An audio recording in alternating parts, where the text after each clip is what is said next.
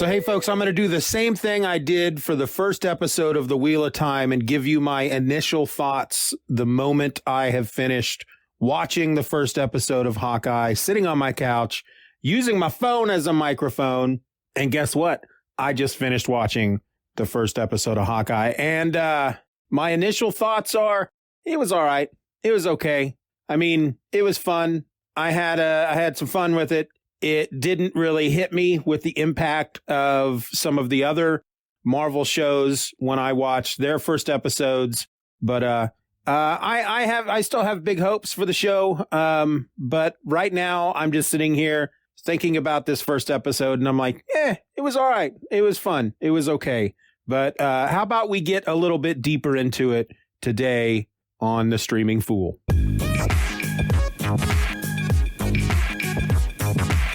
Hello and welcome to The Streaming Fool, the podcast that needs to keep its big mouth shut when it comes to making announcements about when episodes are going to release. I'm your host. My name is Steven, and yeah, I was supposed to release my talk on episode 1 of Hawkeye last week on Thursday, and then episode 2 on Friday, but I didn't. And frankly, I think we just need to get past it already, because today I'm going to talk about both episodes, which might be kind of fun, right? Maybe, maybe not. Let's find out together. Episode 1 of Hawkeye landed on Disney Plus on Wednesday, November the 24th. It's entitled Never Meet Your Heroes. And as we always do around here, I'm going to give you the Wikipedia rundown before we dive in a little deeper. In 2012, during the Battle of New York, a young Kate Bishop witnesses Clint Barton battling the Chitauri and aspires to become a hero like him after he inadvertently saves her life, although Bishop's father is killed during the attack. In the present day, Barton spends time with his children in New York for Christmas. Bishop attends a charity auction gala with her mother Eleanor and learns that she is engaged to Jack Duquesne. Underneath the gala, she stumbles onto a black market auction featuring items recovered from the remains of the Avengers compound, finding Duquesne and his uncle Armand III among the attendees. The auction is interrupted by the Tracksuit Mafia, a Russian street gang who attempts to recover a watch among the items. Bishop recovers Barton's Ronin suit and defeats the Tracksuit Mafia members while wearing it. She escapes to her apartment after rescuing a stray dog and tracks down Armand to investigate further. Bishop discovers that Armand has been murdered in his own home and is cornered by the Tracksuit Mafia members after fleeing the crime scene. Barton, who saw a news report of the Ronin's return, rescues Kate from the gangsters. So yeah, as you heard there at the beginning of this episode, I thought this was okay. I was not fully entranced by this episode. I have watched it twice now, and I will say that the second time through, I wasn't bored. Typically, if I watch something that I'm just like, about, and then I watch it again, I tend not to pay too much attention and possibly fall asleep or just read comics on my phone. I didn't find myself doing that this time. I seemed to be right there in it the whole time, even though I had just watched the episode for the first time a couple of days ago. So I don't know, maybe I liked it more than I thought I did. I know that when I watched the first episode to Loki and the first episode to The Falcon and Winter Soldier, I had a big old smile on my face. I was having a ball. I was at the edge of my seat. I was just right in there enjoying every moment. And I didn't get that feeling from this episode. Now, one thing that did change for me between viewing it the first time and viewing it the second time is that I finally finished reading Matt Fraction's Hawkeye run. And I know everybody refers to it as Matt Fraction and David Aja's run. And while David Aja does do a bulk of the art on it, there's a point there in the back half of the run where Kate Bishop leaves New York and leaves Hawkeye behind, and she goes to LA. And so as the issues are coming out each month, one issue 1 month will be about Clint, and then with art by David Aja. And then the next month, the issue will be about Kate Bishop in LA with a different artist.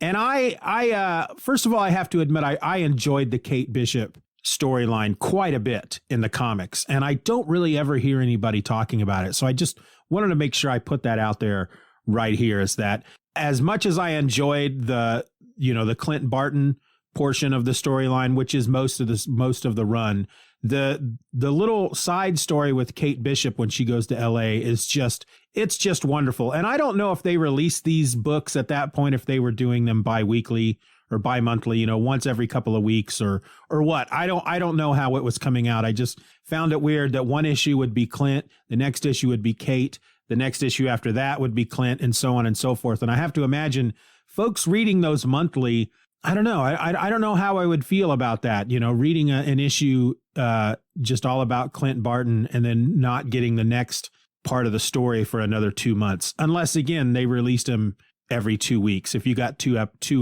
issues a month, then I get it. I don't know. I wasn't reading them back then.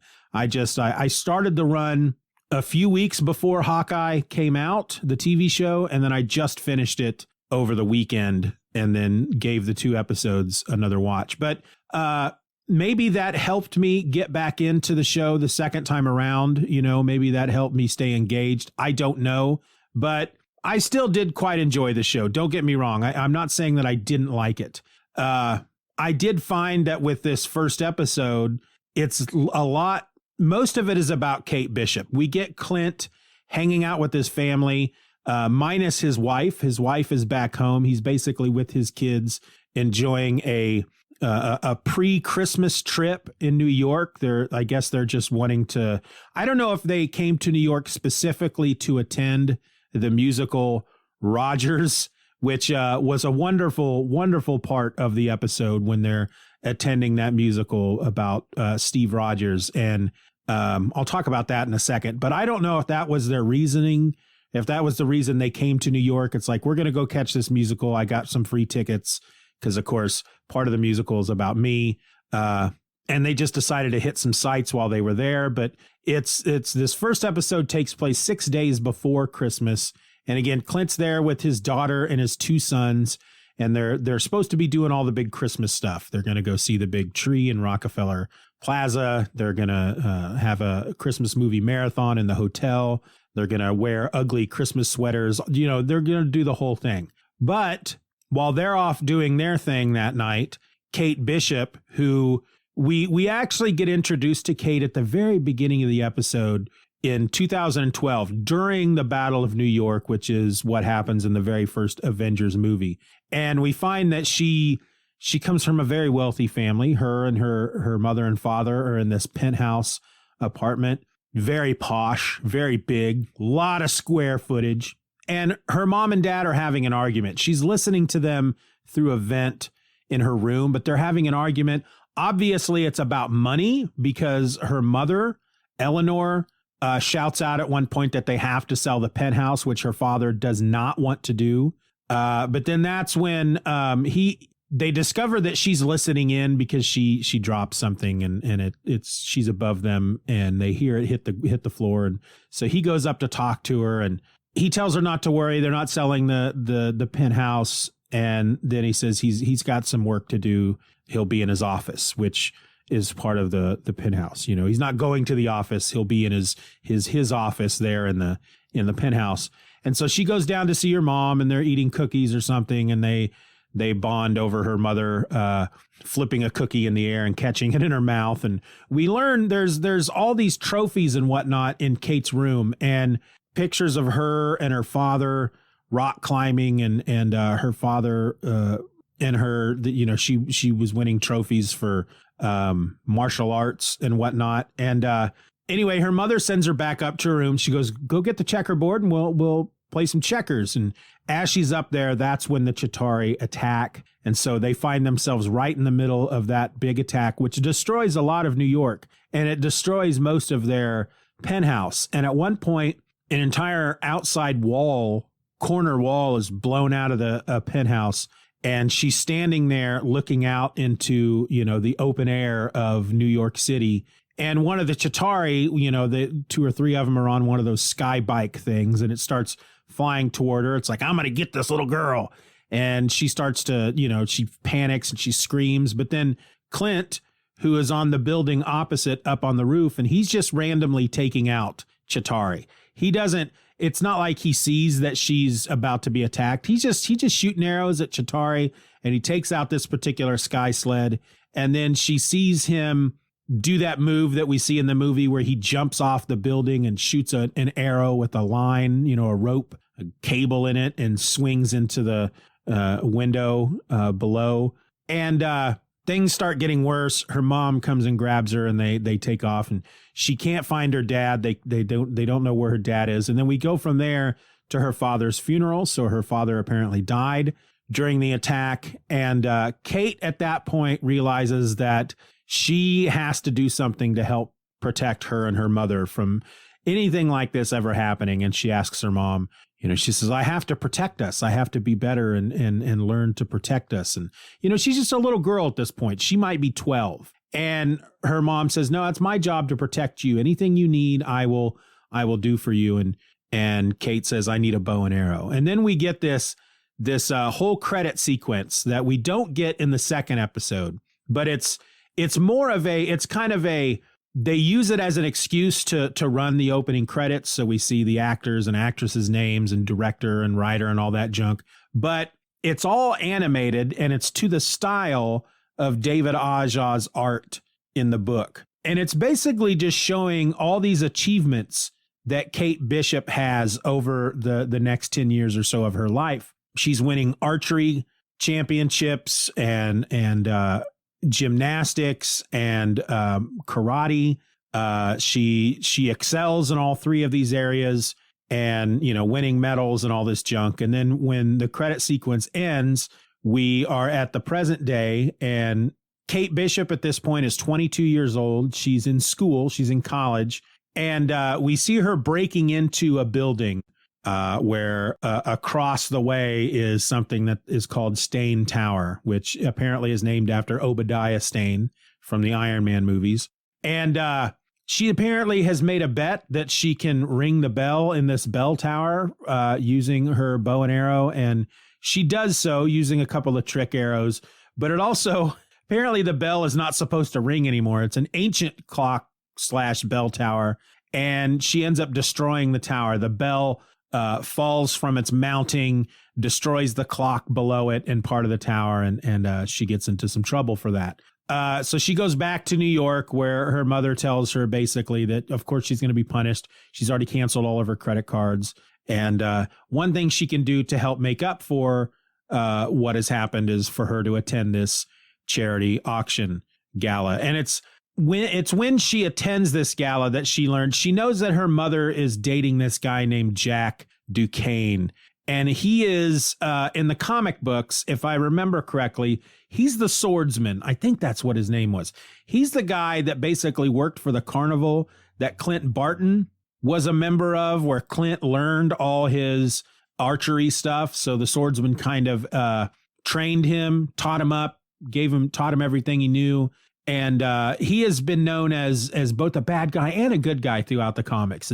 He's kind of gone up and down. He's kind of flipped the coin a couple of times, but he's not, of course, referred to as the swordsman at all in this episode. But we do, there are various swords on display throughout the apartment. And it's during the gala that Kate learns that her mother is engaged to Jack. She learns this from this old guy named Armand. And I don't remember Armand's last name, but he's Armand III.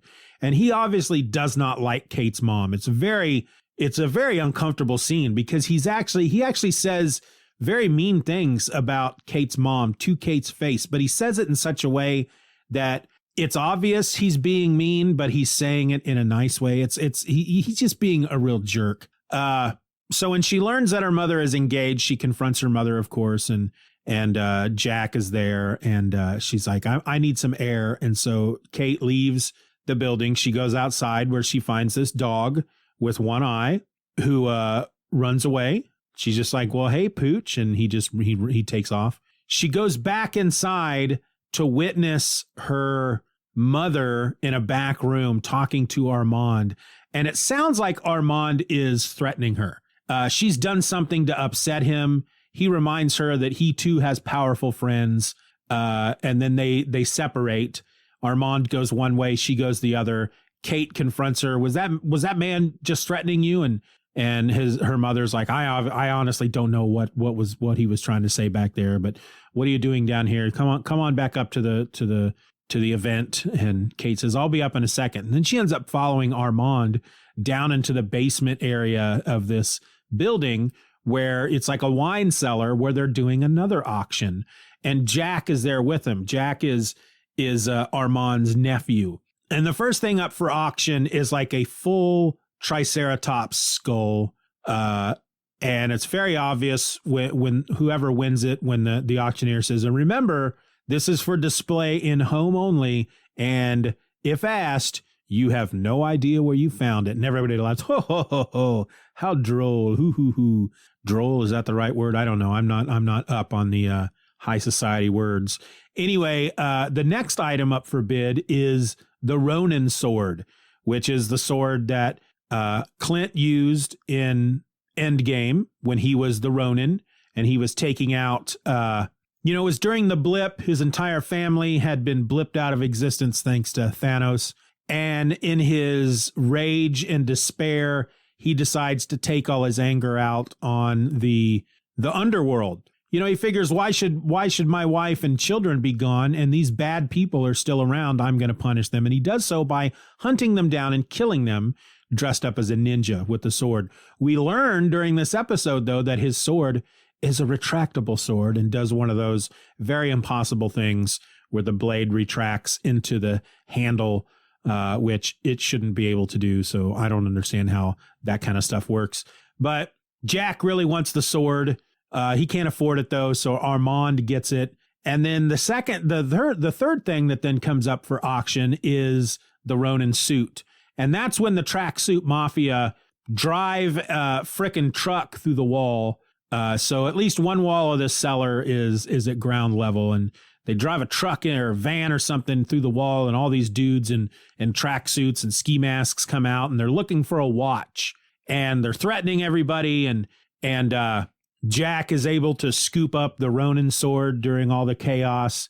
And Kate scoops up the Ronin outfit, the ninja costume, and she puts it on to fight back at the tracksuit mafia and to try to protect these people. And she does a fairly good job at it. She is, she's very skilled. She earned her frickin' black belt for karate when she was like 10 or something. And she's like a master now at this point. And so she does a fairly good job at it. But there is, of course, a difference between knowing how to fight and fighting in tournaments and then actually fighting for your life against people with guns. So she does make the odd mistake, but she manages to save everybody in the that where everybody escapes except for her and the tracksuit mafia. And then once everybody else is safe, she escapes.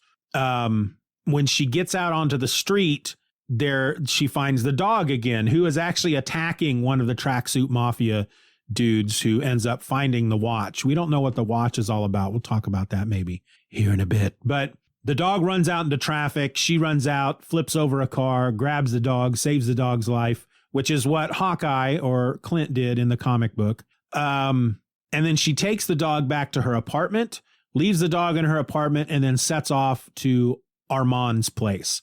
Apparently she works at the security firm that her mother owns. Her mother runs a security firm, and she's able to use their tracking software to find out where Armand lives. And so she's still in the Ronin suit. She breaks into Armand's apartment and finds him dead on the floor.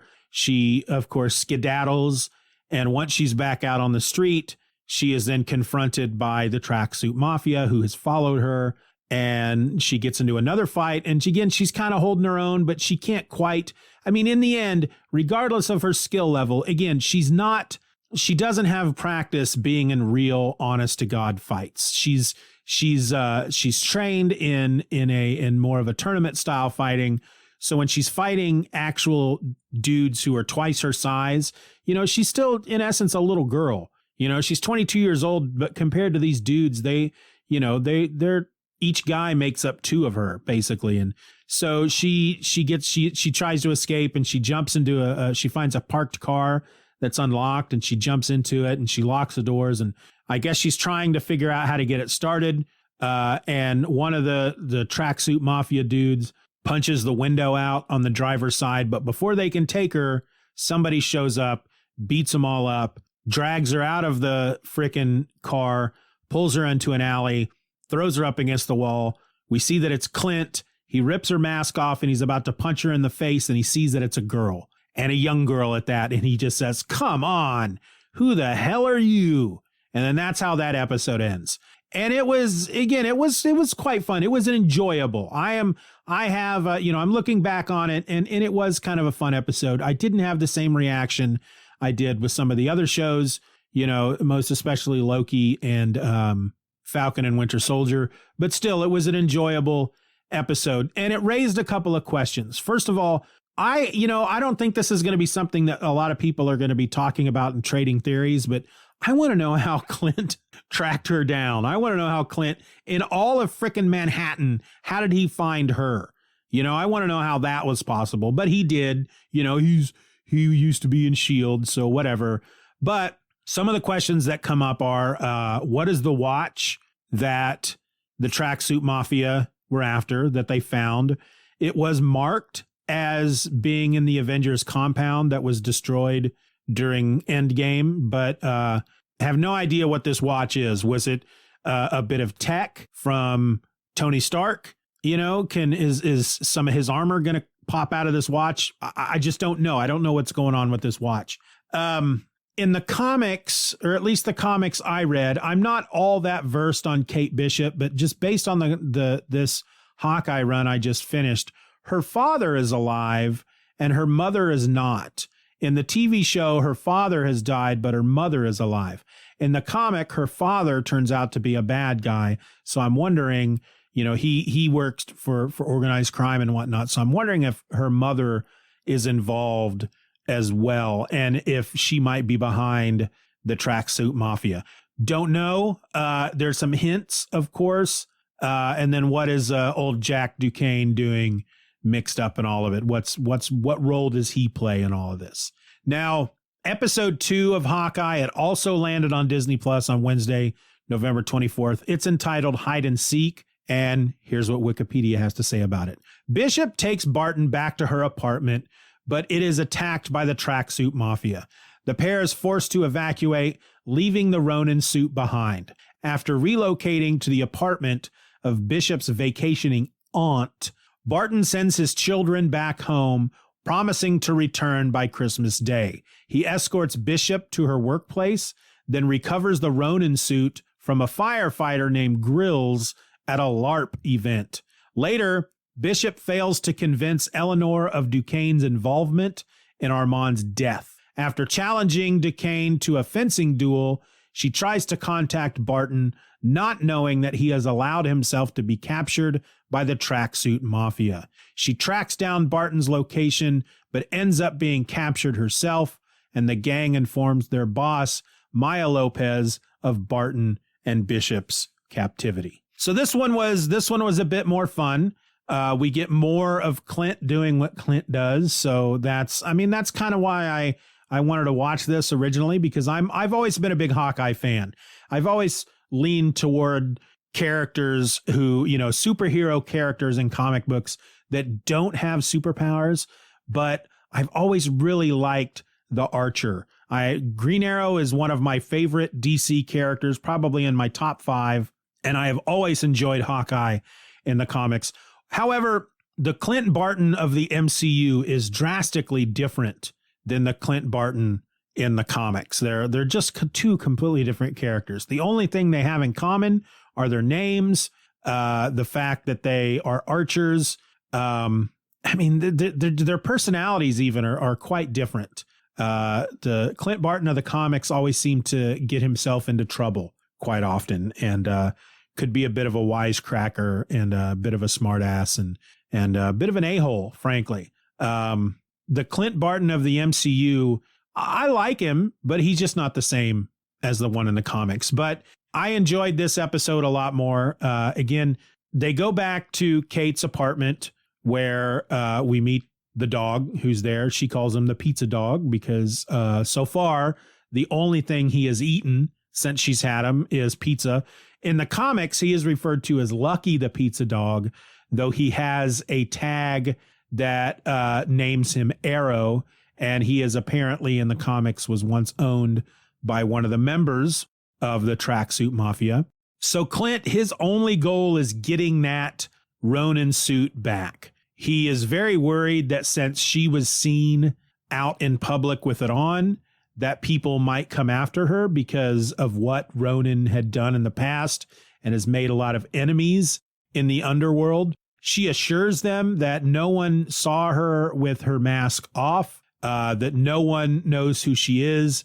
But yet we quickly discover that when she originally went from the auction back home to drop off the dog, that the Tracksuit Mafia had followed her, and they are there now.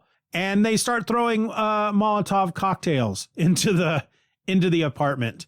There's a really good moment where Clint runs up to the window and they toss one of the Molotov cocktails up to the window, and he grabs it and throws it right back at him. And then when another one is getting ready to throw one, Kate is standing behind him, and she fires an arrow through the window, and it hits the bottle that the Molotov cocktail is in. But I think the best part of this entire episode was Clint going LARPing. So here's how that happened. So the apartment catches fire because of the Molotov cocktails, and they have to get out before they burn to death, and they cannot get to the suit because there is fire between them and the suit. The sprinklers are going off, however, and so Clint feels confident that the suit is not going to, that they can come back for the suit later. And if not, it's going to burn up in the fire. And then that'll solve all the problems. So they are, they stop at a bodega to pick up some medical supplies, Band-Aids and rubbing alcohol and bandages and whatnot, because they've both been fairly beat up and whatnot. And she takes him to her aunt's apartment, who is on vacation. And that's what they're going to use as their safe house. And then he goes back out to try to get to the suit. He goes back to the apartment, which had the fire department is there. The fire has been put out. He could have easily, I don't know if this is just part of his character or not, but he could have easily just walked up to one of the firemen and said, "Hey, here's my Avengers card. I need to get something out of that apartment." And I'm sure those dudes have been like, "Yeah, fine, go ahead." But he wants to keep it all on the DL. So he snatches up a firefighter's coat and helmet, and he gets into the apartment, and he can't find that the suit's gone. But he notices that there's a sticker on the fire engine that says NYC LARPers. And so he goes back to get his kids home so that he can stay in New York and complete his mission, which is to get the suit and make sure that Kate's safe. And he looks up the NYC LARPers and finds that they're having an event that next morning in Central Park. He escorts Kate to work. He wants her to stay home at her aunt's apartment, but Kate convinces him that she needs to go to work because her mother, who owns this security firm, would freak out if she doesn't show up at work and would come looking for her. She goes to work. While she's at work, she gets a call from the police who want to see her the next day. She also confronts Jack. She's just kind of in his face. He is, of course, trying to play the whole, I'm not here to replace your father, and I bought a book on how to be a stepfather and stuff. But you can see it in his face. He's not hiding the fact that he's not a good dude, and she knows it. Eleanor may even know it because she may be not a good person either. And so she just may not care, but Kate agrees to meet them at Eleanor's place. Well, now it's Eleanor and Jack's place for dinner that night. In the meantime, Hawkeye goes to this place where all the LARPers are doing their LARPing. If you're not sure what a LARP is, it's a live action role playing. So it's people who are dressing up in costume And instead of sitting around a table and role playing, they're just doing it, live action. They're fighting with foam swords and realistic costumes and all this junk. And Clint had seen a video from this group from this guy who obviously stole the costume. And so, or the suit, the Ronin suit. So he's there to get the suit back, but he can't they won't allow him, regardless of the fact that he is Hawkeye. They know who he is, but they just won't allow him to come in and, into their area where they're LARPing and talk to the dude. The only way he can do it is to sign up to be a LARPer. And so he has to put on this fake armor. And it was a real shame because the lady says, "Here are your armaments, sir." And she holds up this armor in one hand and a helmet in the other. And glued to the inside of the helmet is long blonde hair. And I really wish he would have worn that, but he didn't. And so basically he has to wade through all the LARPers who are fake fighting, and he has to fake fight all of them and get through all of them just to get to this dude to get the suit back. And the dude agrees, "I'll give you the suit, but you got to do me a favor. You got to let me kill you. And you've got to do it in, fake kill you. You've got to do it in fake ritualistic combat." And Clint's like, "Look, man, come on, just give me the suit." And the guy's like, "Look, you don't understand. You're a superhero. You're a real superhero. This is the closest that I'm ever going to come." And so Clint's like, all right, let's do this. And so all the LARPers gather together and they go and they start the fight. There's one dude. There's one dude standing off to the side, and every time their foam swords come into contact with each other, this guy's standing off to the side going, cling, clang, clang, making the sound effects, which kind of throws Clint off for a bit. But then finally he allows the dude to kill him, and he gets the suit, and the guy tells him that his name is Grills.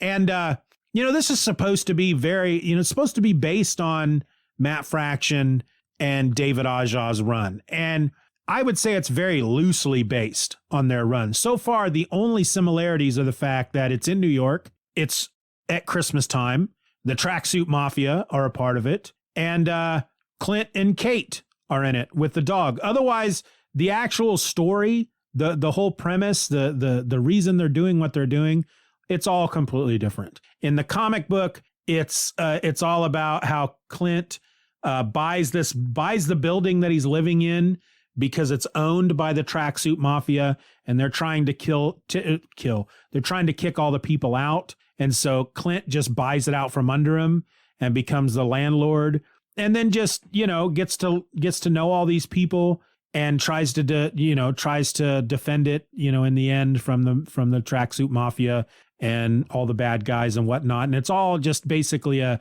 big lesson about how he needs to stop trying to do things on his own. He needs to learn how to ask for help. Whereas this is I don't know if maybe that lesson will be baked into the show at some point, but right now it has nothing to do with him owning a building. It's all about him trying to get this suit back. And then we're going to find out why the Tracksuit Mafia ultimately is involved, why they wanted this watch. Right now they're involved because they're trying to kill the Ronin who tried to break up their heist the night before. So he gets his suit back and he calls his wife, and his call with his wife was really nice because it shows that he basically has no secrets from her. She knows that he was the Ronin while they were blipped out of existence. She knows what he's done. She knows a lot about him, the stuff that he's done as a SHIELD agent. He mentions that the Tracksuit Mafia is involved, and she's like, "Oh, those idiots." So he shares his life, that part of his life with her, which which for me felt very real. If I was him, I would be telling my wife all that stuff. Here's what I did today. While you were gone, when a mad Titan alien godlike being blipped you out of existence, I went around and killed a bunch of bad people. He shares this stuff with his wife, and I think that's really nice. It really endeared me much more to the character.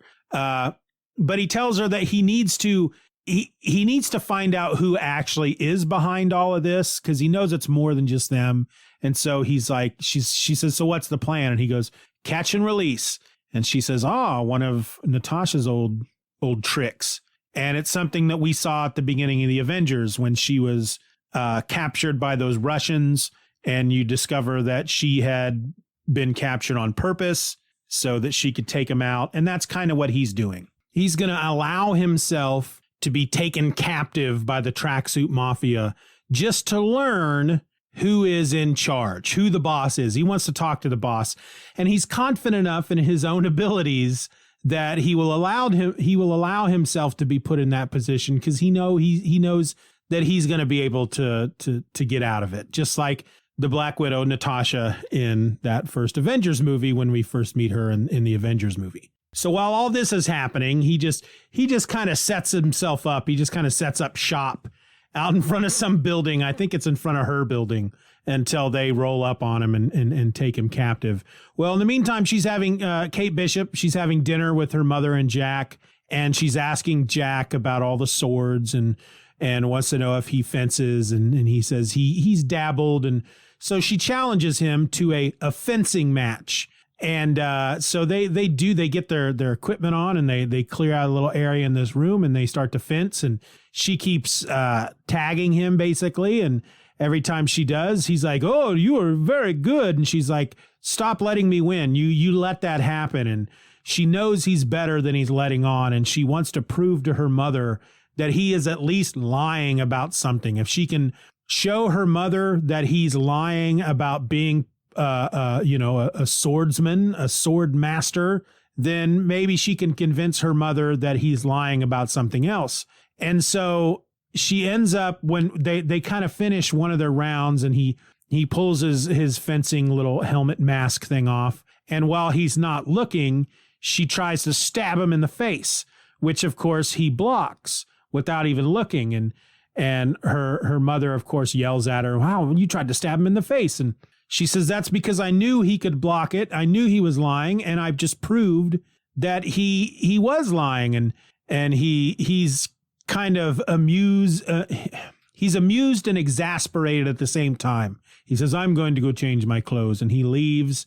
And so Kate just kind of lays into her mom, and she's like, "Can't you see that he's not a good guy? He is a bad guy. His uncle, Armand, was killed by being stabbed by a sword. Don't you find that a little more than coincidental?" And her mom, of course, is not hearing any of it. And so she tries to, at one point, Jack offers her, like afterwards, he's like, it's okay. Don't, I understand. She's trying to test my boundaries and all this junk or whatever. And then he reaches into his pocket and he pulls out a caramel, and he goes, "Caramel," and offers it to her. Well, she found a bowl of the same caramels in Armand's house, and she knows they're Armand's because the frickin' wrapper has his name on it, Armand III, and which she found really odd. Now, I don't know why she would suddenly see him with one of these caramels and just automatically assume, he killed Armand, because, I mean, he is Armand's nephew, so why wouldn't he be in the man's house? Why wouldn't he have some of the man's caramels? But anyway, she's young. She doesn't quite know everything yet, but she takes that as proof that Armand is involved, or that Jacques, however you want to pronounce it, he's involved. And so she gets in a cab to head home, and she tries calling Clint because Clint gave her his number, and she calls, and he doesn't answer because at this point he has been taken captive by the tracksuit mafia. And she leaves a message saying she's got a couple of clues and she wants to talk to him about it. And then she hangs up and then calls right back, thinking I'll call right back and then he'll answer. And somebody does pick up the phone, but it's not Clint. And he says, Clint cannot come to the phone right now. And so she realizes that Clint is in trouble. She uses, again, this software, the security software that she has on her phone, to track Clint's phone using his number. And she finds out where he is. And then she suits up, grabs her bow and arrow, and goes after him. And she botches it up. He's tied to a chair. The entire tracksuit mafia is there. And he's like, "Look, I just want to talk to your boss." And they think it's funny. You don't tell us what to do. We tell you what to do. We've got the guns. You're tied up. You're at our mercy. And he shows them quickly that he's not tied up. He shows that he has freed himself. And he's like, I just want to talk to your boss. And they're asking him, who is Kate Bishop? We want to know who Kate Bishop is. And he goes, I have no idea who that is. And then she comes crashing through the skylight. And then the tracksuit mafia handcuff them to these like little frog rides or something. And they're like, how we got you now, bro? Which they say bro all the time in the comics. They don't say it as often in the show as they said it in the comics. And sometimes they'd go, hey, bro, I got you, bro. Bro, I got bro. They just say it all the time. They don't say it as often in the show. But still, he wants to talk to their leader. The main Russian dude goes off into another room where we find a woman listening to music. But she's listening to music by holding her hand against the speaker and feeling the vibrations. This is, as the Wikipedia description says, this is Maya Lopez. She is from the comics. She is a character named Echo. She was, I believe, first introduced in Daredevil during one of the Daredevil runs. She was working for the Kingpin. She has basically the same ability as the Taskmaster, photographic reflexes, where she can see somebody do something and then she can do it. She can watch Beethoven play his piano and then she can play just as well as him. She can watch Daredevil fight and then she can fight just as well as him. And she's also deaf. She cannot hear, which is why she had her hand to the speaker. So this is based on what they're telling us in the second episode, the end of the second episode. This is our big bad. I don't think this is our big bad. I think she's working for somebody else. I think she's working for either Eleanor or Jack. But, of course, there's a theory going around that because she worked for the Kingpin in the comics, that this is going to be where we have the Kingpin introduced in the MCU, hopefully played by Vincent D'Onofrio, who played him in the Marvel TV shows with, Daredevil. Apparently, there's a rumor that Charlie Cox, who played Daredevil, is going to be in Spider-Man No Way Home as Matt Murdock. So the hope is, if that is true, then maybe Vincent D'Onofrio will show up in this show as the Kingpin. I don't think that's going to happen. I'm finding more often than not that whenever some of these big, crazy, and it's not a crazy theory, but whenever some of these theories are thrown around, they don't seem to fall out. I think we're going to have somebody who is above Echo or Maya Lopez, but I don't think it's going to be the Kingpin. Or if it is, we're not going to see him in this show. We've only got 4 episodes left. There's only 6 episodes in this season. I don't know if there's going to be a second season like there was with Loki. I don't know if this is going to be a standalone, which WandaVision and Falcon and Winter Soldier, from what I understand, were just standalones. There aren't going to be second seasons to those, possibly. So I don't know about this one, but I am looking forward to the next episode number 3, which will be coming out the day that this episode of The Streaming Fool comes out. So hopefully on Thursday, you'll get my talk on episode 3 of Hawkeye. Until then, folks, hey, do me a favor. Do something for me. Can you do something for me? If you're listening to this episode through Apple Podcasts, can you just rate the show? Can you do it? Can you do that for me? A little tap. I can't speak. It's all very easy. You just tap a star, 1 through 5.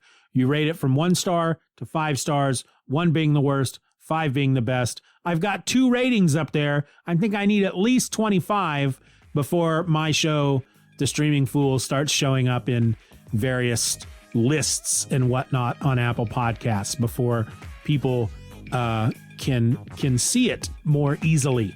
And so you would be doing me a big favor if you'd go out there and rate that show. But hey, until then, folks, my name is Steven, and I am the Streaming Fool. Or at least I will be until the end of the year. Who knows what's going to happen in 2022?